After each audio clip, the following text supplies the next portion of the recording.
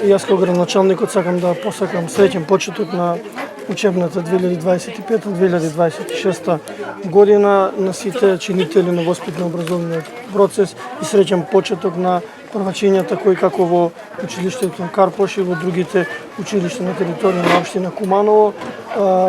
стапуваат денеска прв пат во училиштето и и нормално дека ќе се градат да бидат чинители на нашето општество. Како сектор за образование имавме проблеми не само оваа година, туку и со години наназад,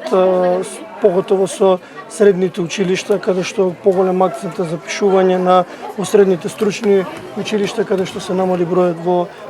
за упис на ученици во гимназиското образование, како и во основните, каде што веќе во трета-четврта година е стапа процесот на оптимизација кој Министерството за образование и наука заедно со УНИЦЕФ и Светската банка го реализираат, но успеваме на места каде што заминуваат во пензија да пополнуваме и со дополнителни или слободни изборни предмети, така да сите наставници кои се на неопределено работно време се остануваат да работат, тоест во Куманово немаме технолошки вишок.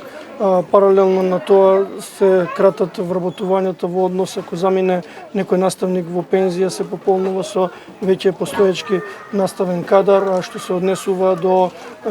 основните училишта, како што каже и градоначалникот,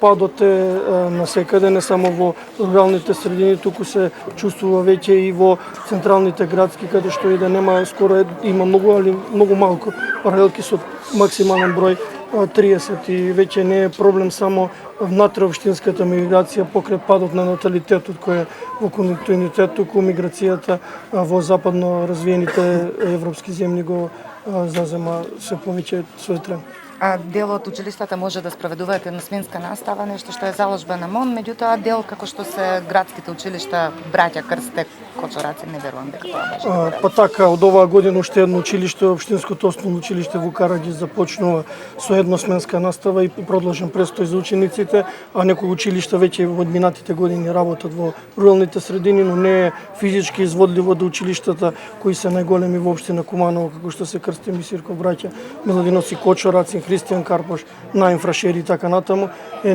неизводливо затоа што тие сепак имаат голем број на ученици. Министерството рече дека овој процес за воведување на едносменска настава ќе трае подолг временски период, што значи и изградба и доградба на училиште. Дали општината има стратегија за воведување на кујни во училиштата, нешто што е нели тренд светски? Да, во некои училишта, значи тоа е посебен метод во кој треба да се внесе хасап систем. Во некои училишта порано функционираше, меѓутоа со продолжен престој сега се снабдуваат со храна од градинката Ангел Шајче и така да веќе функционираат продолжените престои, а сепак за ова е потребна поголема инвестиција и просторни услови, бидејќи како што каже централните сепак се исполности со оној законски минимум.